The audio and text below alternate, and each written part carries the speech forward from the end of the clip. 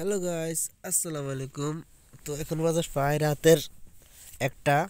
আর এসে আমার আদরের বিড়ালটা আর কি প্রতিটা রাত্রে আমার সাথে ঘুম যায়।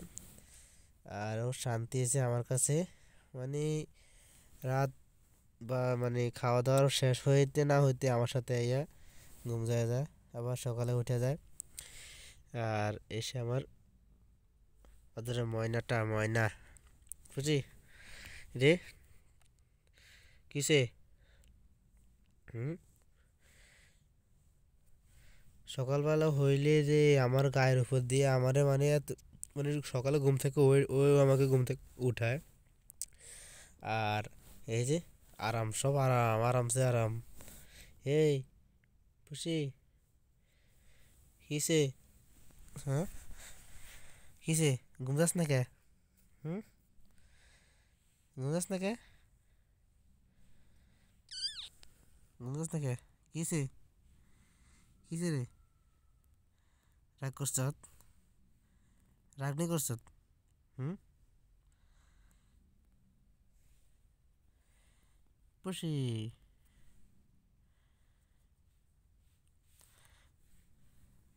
হ্যাঁ, কিসে?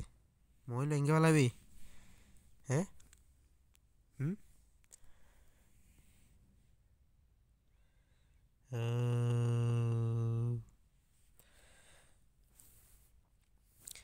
আসলে এ লম্বা হইতেছে না কে? কেউ যদি জানি না থাকেন একটু বলবেন।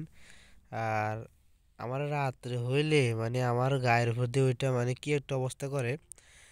আপনারা যারা বিড়াল পারেন তারা বুঝবেন আর কি। মানে আরাম আরাম, সবচেয়ে মানে শান্তি আমার থেকে আমার কাছে ভাই মনে হয়। এই, এই, গুমজা, এই, এই, দে,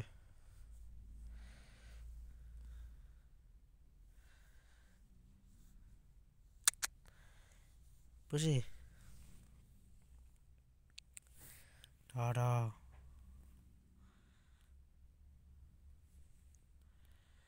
দে, দে, আল্লাহ হাফেজ বল, আল্লাহ হাফেজ বল।